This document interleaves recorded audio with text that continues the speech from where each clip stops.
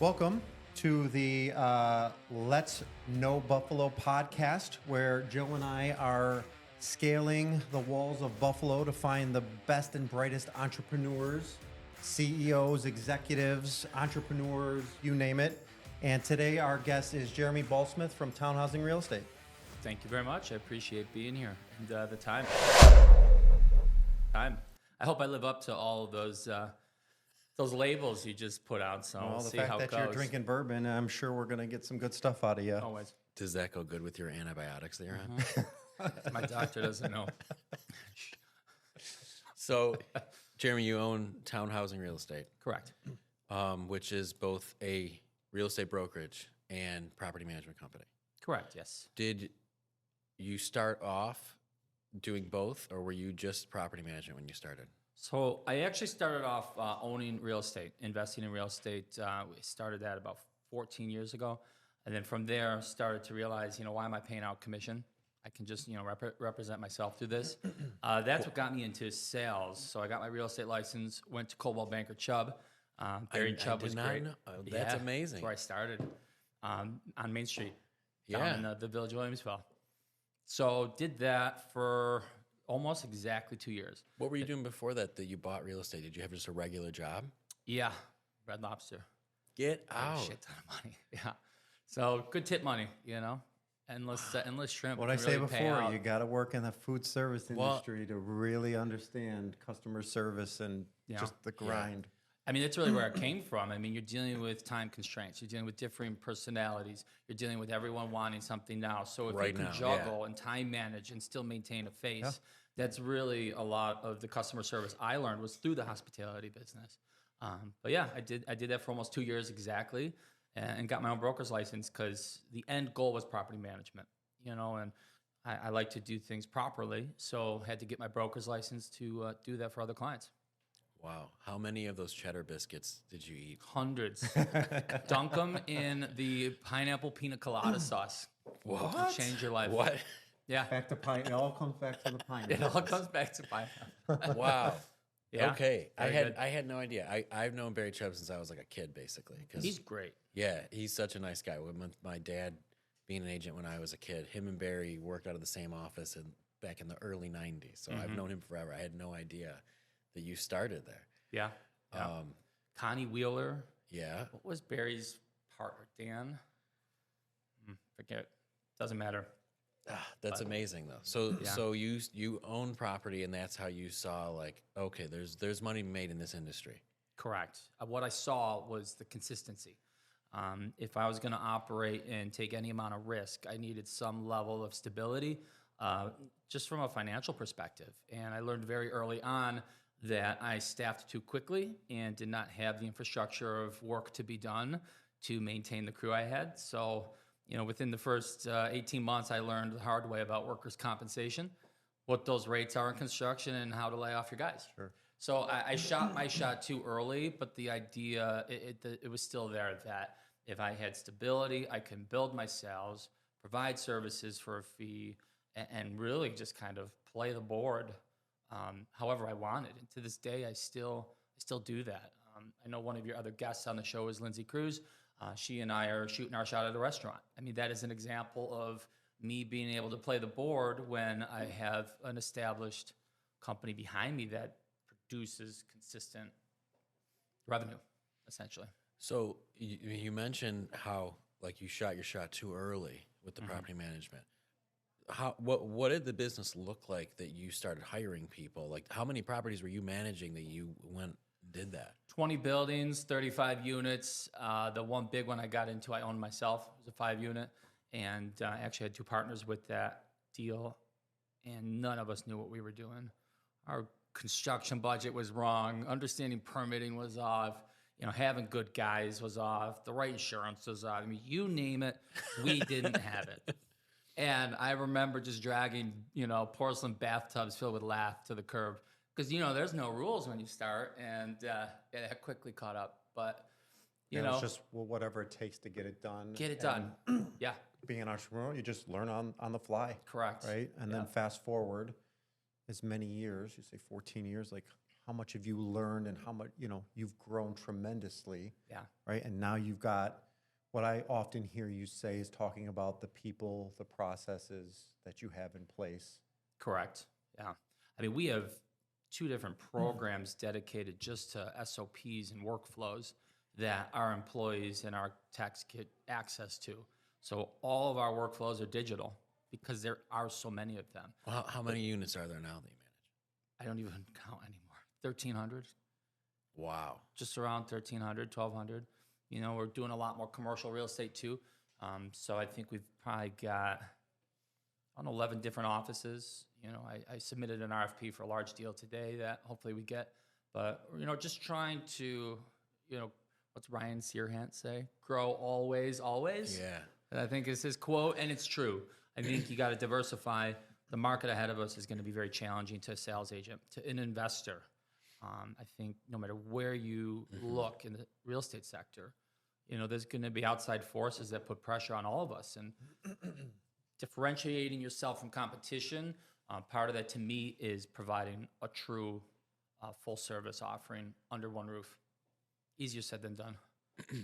To take that leap, though, you had, like you said, 35 units and really had a pretty big bump in the road with having to let people go and everything like that to get to the point now at 1,300 units. Yeah. When that happened, what was your mindset? Did you think like this is it? This isn't going to work? Like, how did you get past that? I mean, to this day, I still think that sometimes I've overstepped or overreached.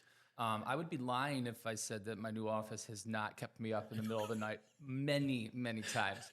It's Growing pains, right? Perfection. Yes. It's growing pains. It's, meeting the expectations of your customer. And that could be your client that pays you for services, or that could be your employees. Sometimes my employees are my customer. Right. Now that the company's grown to almost, I think we're at 95 people across all platforms and all divisions, that, I almost am always my customer is my employee. Well, how do I get the most out of them if I don't give them the most? So building that office was a lot of, infrastructure growth and building. And I definitely a couple of times was like, I think this is too much. And now seeing it in motion, you've both seen it. It's full house, jam-packed. And now that energy carries forward and it's multiplied by all the people who go to work there every day, not just myself and my vision. So since that time of having to lay people off, that was one of 3 times in my company history I had to make tough decisions like that. The other time was COVID, and then a little bit before COVID, again, got too far deep into construction, rough framing. We were doing too much roofing, too much exterior. I knew what I knew, but in hindsight, I wouldn't have done it. Yeah, but also you don't know until you try, right? Correct. Like Correct. There's And now so we're taking much those trial lessons. and error. Yeah. Owning your own business, being an entrepreneur, and just not having that roadmap of how to do it, when to do it, and Right. when, right? Yeah, You don't know if exactly. you don't try. And I think a lot of the challenges that we took from that and the lessons that we learned are what has shaped Towne now. So, I mean, I have 2-year-old employees who came in on an hourly basis doing, normal type work in the field. And now some of them are my managers, project managers, and directors. And the speed at which they process is not normal from where they've come, where they come from. They process problems so quickly because they were in the trenches when it went south. They were the ones that didn't get cut when it went south. And you learn through survival what not to do and what to do. And now my management team consists of all these people who've been through those trials and tribulations at Towne over all these years. And the reward is just that you've got really sharp people. I think it's probably twofold Understanding. with you when you go through that shit, right? Like when you go through the tough times and your employees will stick with you through them, but also you empower them, right? And you're giving them more responsibility when you kind of rise up through some of that. Mm-hmm. And then it's like, all right, well, we're in this together. Yeah. And you're like, I'm sure sometimes you've seen some employees just bail out. And then also it's like the cream rises to the top, right? Like very does. quickly you're going to find out like, hey, like you're not worth what I'm paying you, or you're just here to collect a paycheck. You got to go. Yeah. And those are extremely difficult decisions because the one thing that always kept me up at night and I worried about is with the expansion and with the the funding and everything else that goes along with that, if it does go south, John has a family and he's got a mortgage and a car payment and kids to feed, right? Yeah. He relies on the paycheck that he cashes from my bank account. Yeah. And that's scary when you have people's lives and families in your hands, right? I try not to think about that. I actually am really good at compartmentalization. And that's one of those things, and I get that so I'm a pilot. I went to flight school. I was going to be an airline pilot before real estate. So I've got my licensing for that. And one of the things you learn is stress management. You learn how to forget if you're an airline pilot, the 150 people behind you. You do your job right, that's going to be okay. Right. So as the owner of my company, if I do my job right, which is to empower and to monitor and to nudge along the path my managers and my directors, everyone from there on is going to be okay.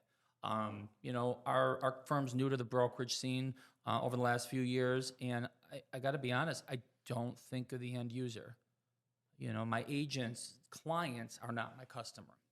Right. And it's that focus on the right pieces that if you do your job well in a position of management or ownership, if you do that well, everything else will fall in place. Sure. It's one of those cliche sayings, but it's true at the end of the day.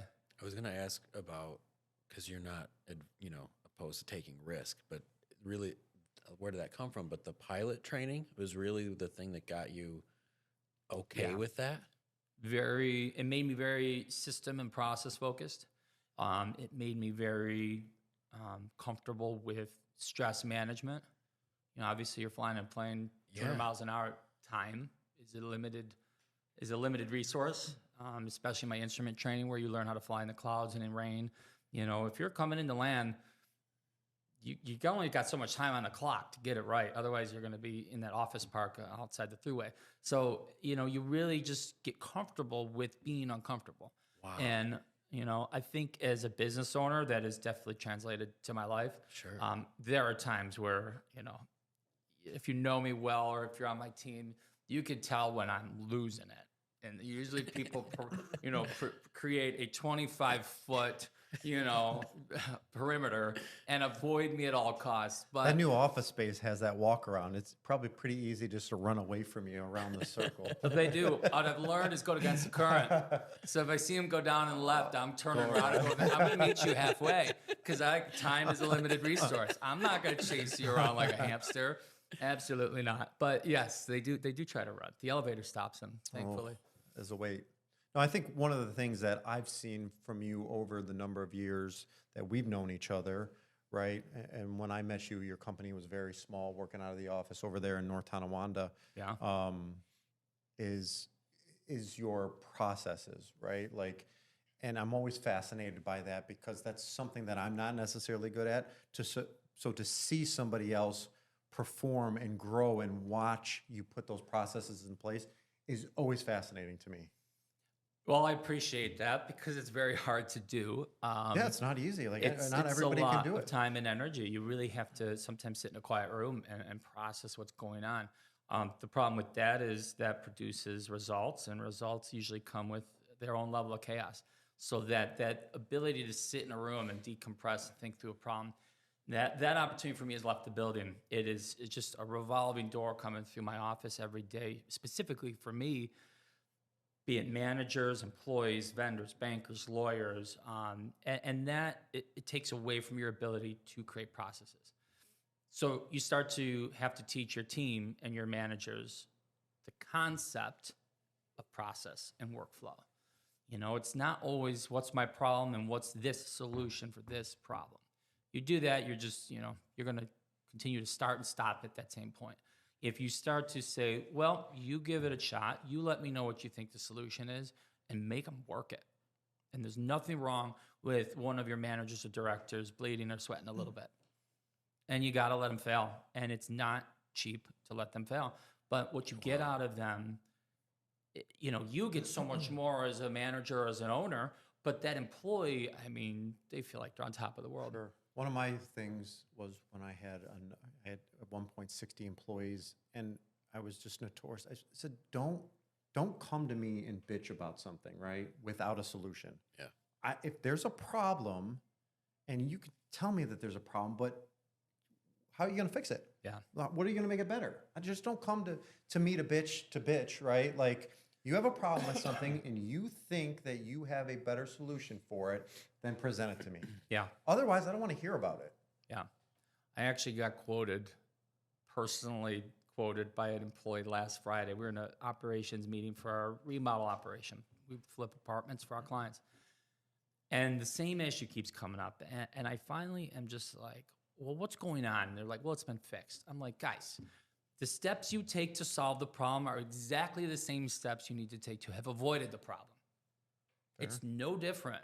So there's this sometimes misunderstanding that this workflow or this SOP is so complex, when in reality, no, it's just the same shit you did to get out of the hot seat in the first place. Right.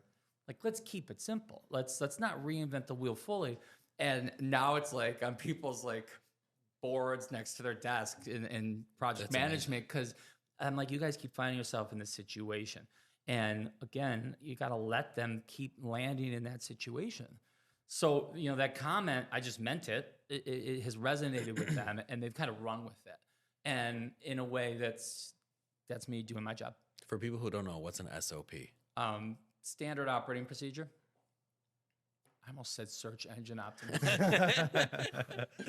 That is the mixture of the antibiotics and the bourbon. Yeah, speaking of which, thanks for reminding me. So you mentioned you're going to be investing in a restaurant. Yeah, God willing. The only thing in the way right now is financing. Like Banks I said, are tight right now. The economy is not favorable. Very difficult. They're very difficult. We've had a couple commitments and a couple Why do you want up. to go jump into that? So the question I asked myself when Lindsay and I started talking about it, because we've wanted this for years. I said to her, how many chicken dinners can you sell before you're happy or fulfilled in business? How many apartments can I manage before I have this sense of happiness or fulfillment? The answer is none. There's no answer. Right. It's, right. To each their own. For me, I mean, I love what I do, and I'll never walk from that. But the diversification, and new challenges, and the adrenaline rush. I mean, the diversification is like part survival, part challenge, and just this is a very calculated risk. You're businessmen and women, Lindsay, Carmelo, and I, and we know how to build businesses and put the people in place. We do so now successfully, and we weathered the storm to COVID. So now that we're coming out of that, not only do we see a need for good high-end restaurant options, but we also are, familiar with the space, right? I have partners who understand food production and food costs and kitchen management. I understand, and marketing. She's a marketing machine. I understand front of house service, the bar component. I understand just the structure of a restaurant. I did it for 12 years. Quite frankly, I'm more formally trained and experienced in owning a restaurant than I ever was owning and starting Towne. Wow. If we're speaking black and white. Wow. So I cannot wait. I can smell it. I can hear it. I can see it. And I know Lindsay can too. And we're fighting. And there's been a couple times where I've had that, like, should we just grab our chips and go home? Like, we're just getting the floor that's mopped with our butts. And you keep going. She's like, we're not quitters. And I'm like, you know what? No, I'm not. Now I walk out of the meeting just angry for no reason. But I think it just speaks to, like, we're determined. And I think when you keep getting knocked down, which we have, every time we revise the plan. And every time we revise the plan has gotten better. So there's a reason for all of it. Everything you mentioned so far, when you've hit like a blockade, you just pick yourself up and you keep going. Keep going. Was there something growing up or someone that you looked to like instill that in you? Yeah, I think my father did. Many people know, but he recently passed away September 16th. I think this is a great example because he had pancreas and liver cancer. Well, I mean, after speaking to his accountant, he had no idea. His accountant thought he had a heart attack. I'm like, what do you mean? Like, you don't know? He's like, he never told me he was sick. So I think he just by default passed along this strength and this determination, stubbornness. that, I just soaked that up. Oh yeah, I'm not stubborn anymore. I'm not petty either. But I think I got that a lot from him. My mom is very strong, very steadfast. I surround myself with good people. Kevin is a very good friend. Someone like Lindsay Cruz is a good friend of mine. And, you travel in packs and you become who you surround yourself with, right? But Say that one more time, because I think it's super important, and I can't stress that enough. I was just about to bust your chops. I thought you were being sarcastic. No, I'm not being Okay. sarcastic. No, It's I real. think you become who you surround yourself with. I Yeah. think it's really important. And I think our friends group does it extremely well. And we're kind and respectful and supportive of each other, but we also have no problem telling each other what's up at times. And, Yeah. when we're off our game, we share that with one another in a constructive way. Finding friends groups like that is difficult. But to go back to my dad for a minute, for 3.5 years, he fought those cancers. And I think had he not had that determination and that strength and that stubbornness and that bullheadedness, I think he would have died much sooner. Wow. So, I didn't realize it at the time, but in hindsight, I do look at that and say, he was probably one of the leading people in my life to give me the tools I have. I've taken it to a whole other level than he did when he was around. But again, the concept of blank, fill in the blank, concept of whatever. And I think people get too hung up on the problem. They don't think of the concept of the solution or how to get where you want to go. Right. He taught me that. And it was many years, and now after he's gone, that I realized that. Wow. So, but yeah, happy to say it. That's amazing. Yeah. There's one day I was like embarrassed by my dad, and now it's like I enjoy bragging about him. I think we've all been embarrassed by our parents at one point, Oh, right? my Like, gosh. and you're like, and then you think you know everything, right? As you get to a teenager and all that stuff, right? We think we know more than our parents, and then when you become an adult, and even more when you become a parent, you look back and I'm like, I didn't know anything. yeah. And also, do you really believe that bullshit that I told you when I was a teenager? Like, and they're like, no, like that's parenting, that's an adulting, right? Yeah. And and probably you look back on it now. Your dad owned his own business, right? A few, honestly. And I think I picked up very early on my work ethic. At 8 years old, he was making me go to his office to do menial tasks. So, I mean, I've just been working since 8.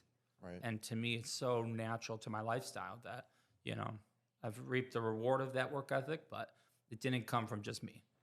Yeah, I had good it's- influences. I think that's huge because we talk about going to college and some other things, or our parents being entrepreneurs, and you are a product of the environment that you've grown up in, which can be very tough, right? Some people don't grow up with, or they grow up without a father figure, or they grow up in certain situations, right? And they just never get out of it.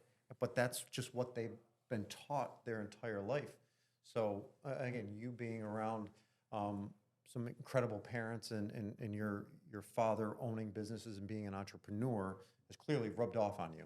Oh, yeah. I mean, in a huge way. And, you always have to reinvent yourself. And I think that's the biggest challenge for any entrepreneur or business owner is, what's around the bend? What's next for my industry? And take it from the 10,000-foot view. What's next for New York State real estate? What's next for Western New York real estate? What is next for residential versus investment? And as you start to narrow in with thought, you can start to figure out, well, where is there a need? And how can I fill it? Easy to do from a guy like me in the services business with a team. But if you're starting out, you don't have the weight of your operation. I can't make a decision today and pivot my company a 90-degree turn next week. I try. All I do is stress everyone out, and I make more mistakes than I do, impose a positive impact. And I think learning that, 10 years ago, my decisions impacted 50 people, 60 people between my tenants and my vendors and my employees. And today it's somewhere around 5,000, 6,000 people that I'm impacting directly or indirectly through my decisions. I track that number. That is a number that I don't take lightly. That's not a number I'm here to brag about. It is the weight of the world some days. Other days, I'm the king of the world in my mind. And I think understanding the impact you have is really important. So, I mean, innovating is great if you have a way to, roll it out. So, you got something to say? Go ahead. Talking about town housing and the expansion that you just recently have done, moving over onto Delaware Ave, what, with that move, maybe talk a little bit about that and what you're seeing for the future of town housing and maybe your goals or what you're seeing in the real estate market, right? Yeah, yeah. I mean, I know it's kind of a honestly, loaded question, right? yeah, obviously everything real estate's great. It's perfect.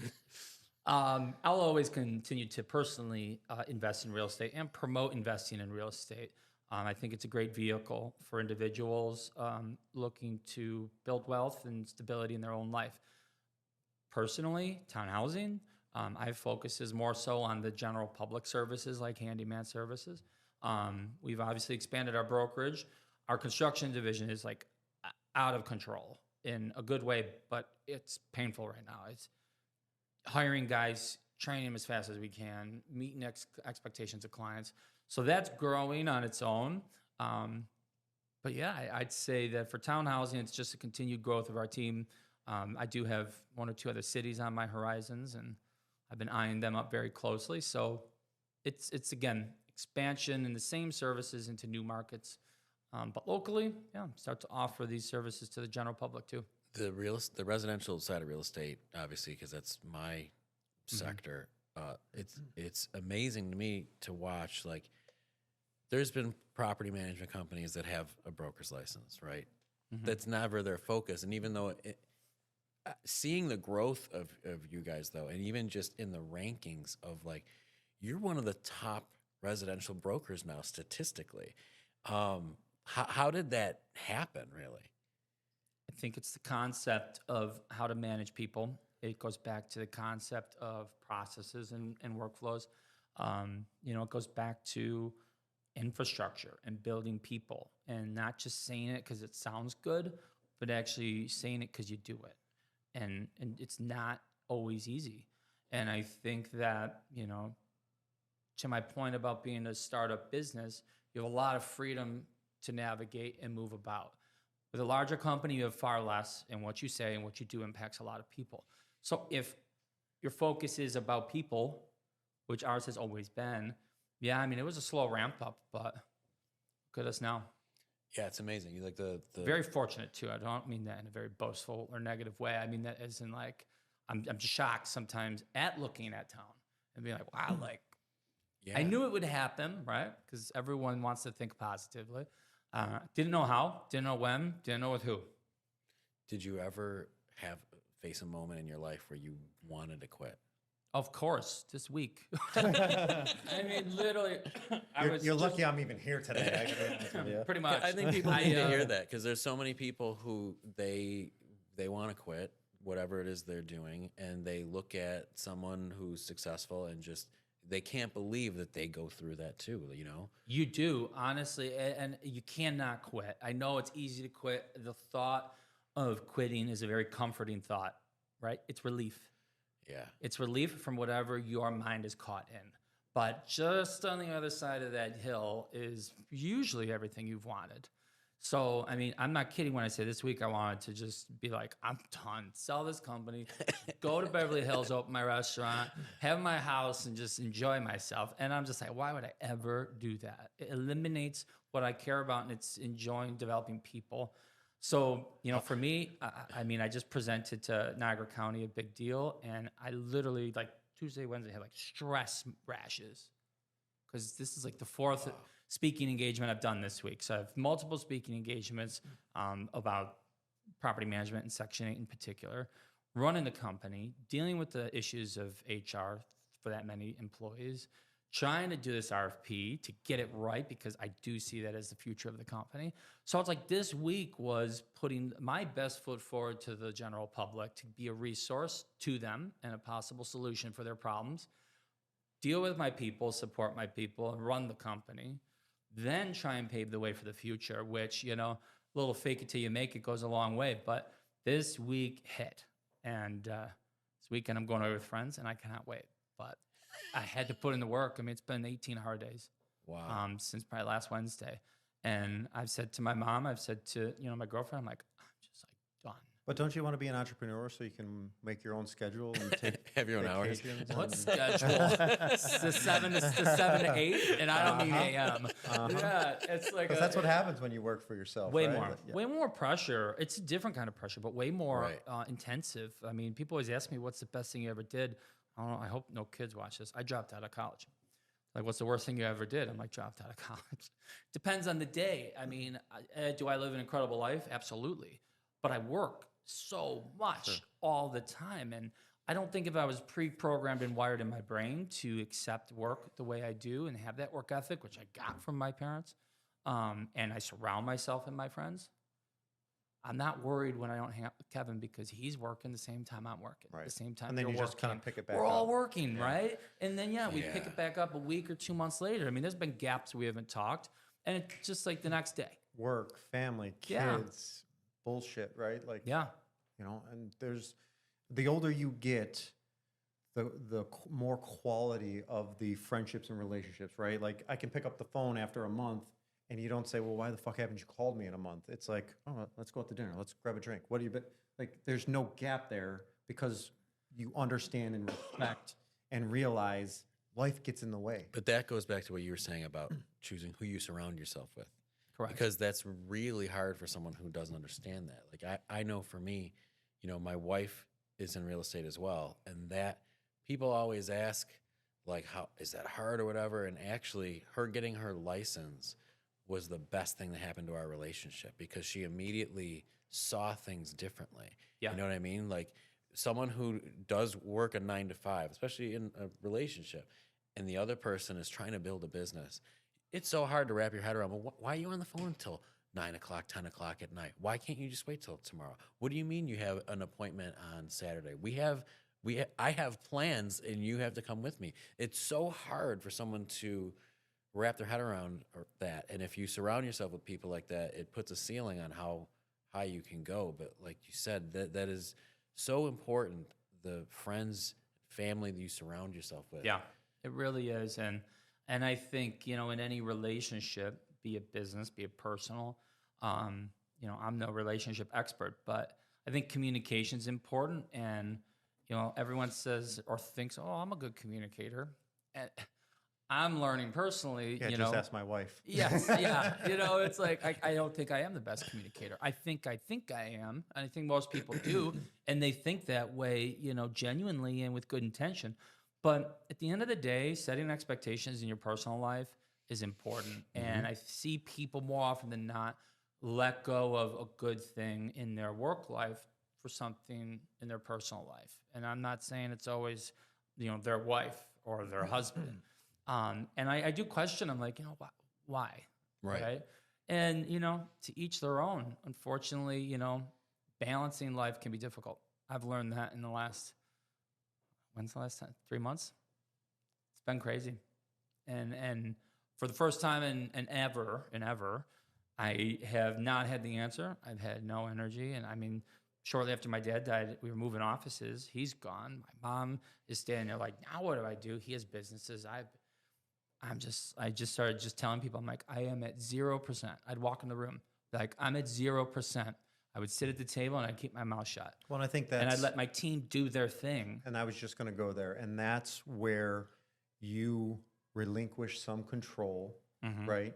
And you've got to let other people step up and do their jobs instead of, not saying that you're a micromanager, but you own the company, you want to have your fingerprints on all aspects of it until you're forced not to.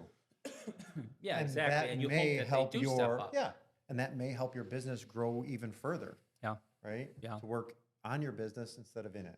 Yeah. And that's a position I've taken many years, but you hope they step up. There's no law they have to. And, SOP. What is your SOP when they don't? Right. And we have a very clear plan of attack when people don't step up to the plate, whether it's at the employee level or for me, if my managers don't step up, I know what I have to do. So, I was fortunate to be surrounded by amazing people who ran that company for a few weeks when, just say how I put it to them, I was not my best and I was not myself. And, I wasn't coming to the table with 100% energy, maybe 2%, and that's, you can't plan for that in business. Right. But that goes back to you hired the right people, right? Like that wouldn't have been possible. What do they call it? Like a sifting the sand?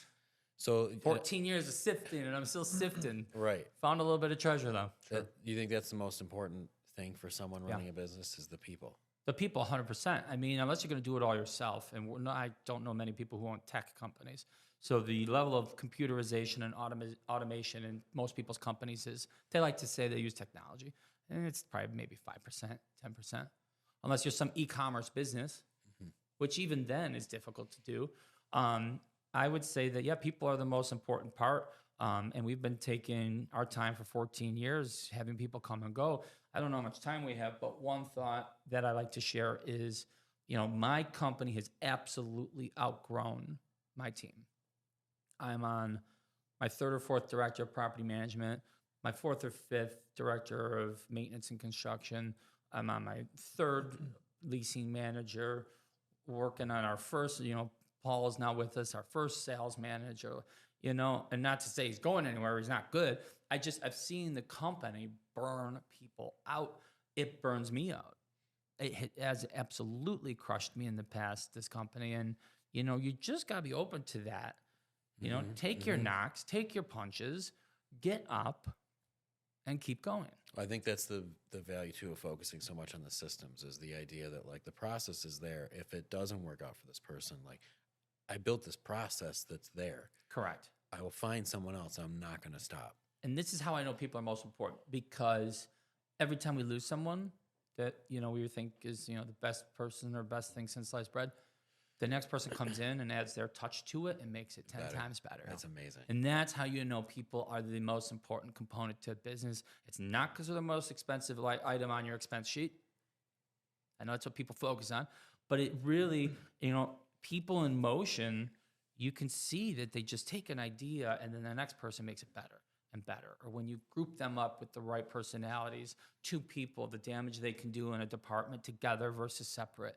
It's crazy. And, it's all impacting the service, which translates to the customer, which translate, in my sense, to, the tenants.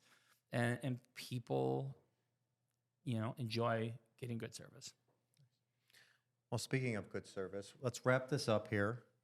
Tremendous knowledge and wealth of Buffalo. What's your favorite restaurant? You text me this too. I've actually been thinking about this. Oh man, that's very tough. I know you've been to them all. There's All no of doubt them, about a couple that. times. You don't get a body like this eating salad. Well, you could even break it down You do between pizza, right? maybe your favorite lunch spot, and then if you had your one go-to for dinner. Honestly, I love Angeline. I'm actually going there tonight. I absolutely love it. I think that it's got such a heightened sense. The environment is so nice. It's small. The food is phenomenal. The quality of the food is exceptional. I love it. Hutch opened that place and it was instantly packed. And that's a new restaurant. If I had to pick an older restaurant, Left Bank. Left so Bank. good. Love Left Bank. Again, dark, small, candlelit, great food. I just, yeah. I'll take 10 seconds to plug your company real quick and your social media. And Towne Housing Real Estate. We do everything real estate. So brokerage, buy, sell, invest, commercial, residential, management, construction, blah, blah, blah. well, listen, And, greatly appreciate. yeah. Oh, you got more? Jeremy, what's my name? Jeremy _ Ballsmith. Yes. Took me a minute. Well, Towne Housing was enough. But Towne again, Housing is greatly appreciate your time and the knowledge that you've shared with us today. And we'll wrap up this podcast of Let's Know Buffalo. Appreciate Thanks, it, buddy. guys. Thank Thanks you. for the invite. Thank you. Awesome. Thanks.